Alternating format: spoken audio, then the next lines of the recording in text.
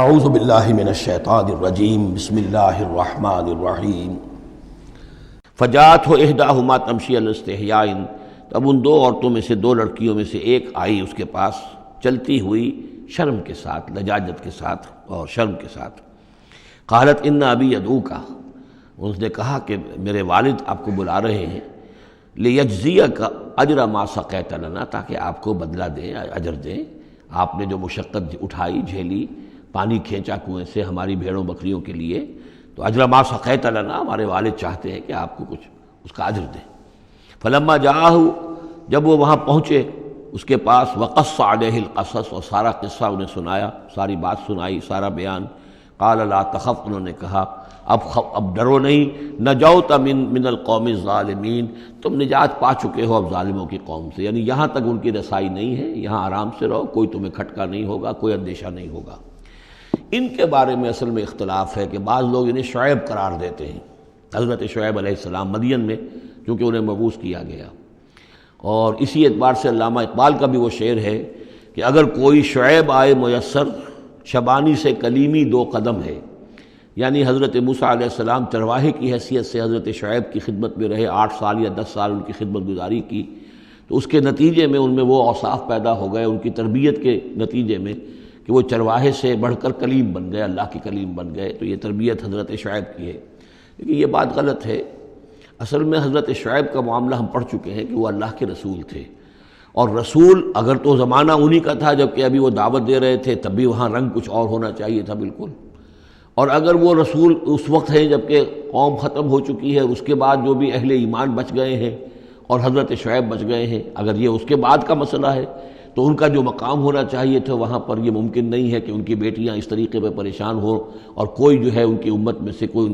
ان کی خبر گیری کرنے والا رہا ہو، تو وہ پکچر بالکل بنتی نہیں ہے یہ۔ اور حضرت شعیب کا معاملہ جو ہے ظاہر بات ہے کہ یہ اس کے اندر فصل ہے، اگرچہ یقین کے ساتھ ہمیں معلوم نہیں۔ یہ گویا کہ بعد میں جو قوم وہاں آباد ہوئی ہے، حضرت شعیب کے ساتھ جو لوگ صاحب ایمان بچ گئے اور ان سے دوبارہ جو وہاں پر جو بھی آبادی ہوئی ہے، اس میں کچھ اچھے لوگ، ظاہر بات ہے کہ ان میں تو ابھی اچھے اثرات بھی تھے، تو ان میں سے یہ بزرگ تھے، ابھی ہو سکتا ہے 100 سال ہو چکے ہوں، لیکن ابھی کچھ نہ کچھ اثرات تھے، تو یہ بزرگ آدمی، ضعیف آدمی جو ہے، یہ ایک نیک آدمی تھے۔ قالت احداہما یا ابت استاجرہ، ان میں سے ایک نے کہا، بیٹیوں میں سے، لڑکیوں میں سے ایک نے، ابا جان ان کو ملازم رکھ لے، اجرت پر رکھ لے، استاجر ہو۔ یہ استاجری اور اجیری، یہ دونوں جو ہیں، اجیر اور مستاجر، در حقیقت یہ آجر اور اجیر وہ ہے کہ جو اجرت کے اوپر کام کرتا ہو، اور مستاجر وہ ہے جو کسی کو اجرت پر کام کرنے کے لیے رکھے، استاجر۔ مستاجر اس سے اس میں فاعل بنے گا۔ ہمارے ہاں عام طور پہ غلط العام میں اجیر اور آجر کو یوں کہتے ہیں کہ آجر تو وہ ہے کہ جو کسی کو اجرت کے پر رکھے، اور اجیر وہ ہے جو اجرت پر کام کرے، حالانکہ عربی میں ان دونوں کے معنی ایک ہی ہے، آجر اور اجیر، ایک اس میں فاعل ہے، ایک صفت مشبہ ہے، دونوں کا مفہوم ہے اجرت پر کام کرنے والا،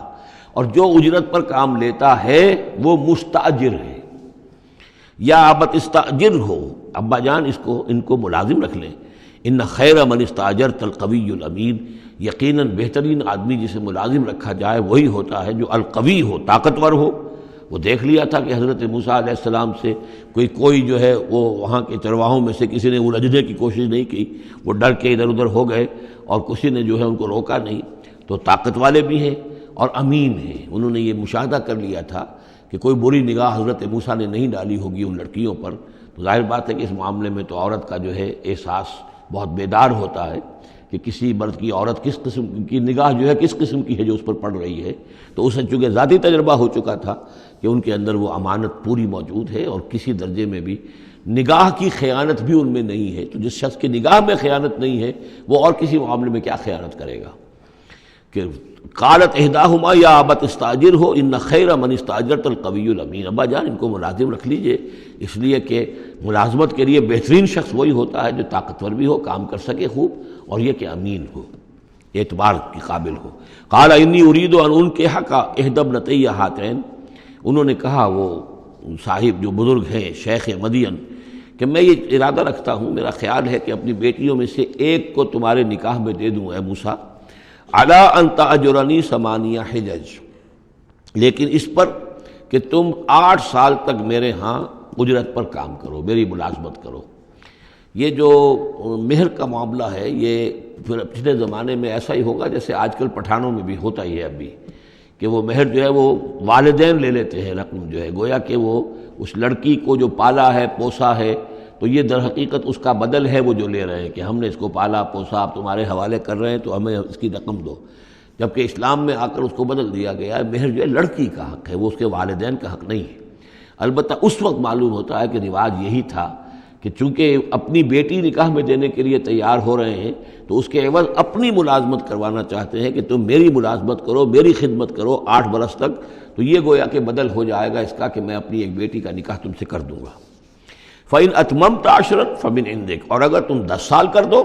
تو یہ تمہاری طرف سے ہے، یہ گویا کہ تمہاری طرف سے ایک احسان ہوگا۔ 8 سال پورے کر دو، اس میں محنت کرو، یہاں مزدوری کرو، میرے بھیڑوں بکریوں کو چراؤ اور گھر کے کام کرو، تو پھر میں اپنی بیٹی تمہارے حوالے کر دوں گا، اس کا نکاح کر دوں گا تم سے۔ یا یہ کہ 10 سال کر دو تو یہ تمہاری طرف سے اضافی بات ہوگی۔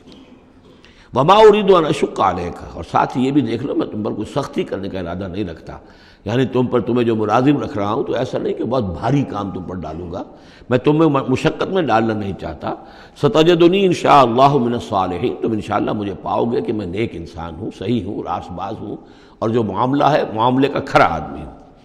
قال ذلك بینی و بینک، حضرت موسیٰ نے فرمایا ٹھیک ہے، یہ پھر میرے اور آپ کے درمیان یہ بات طے ہو گئی۔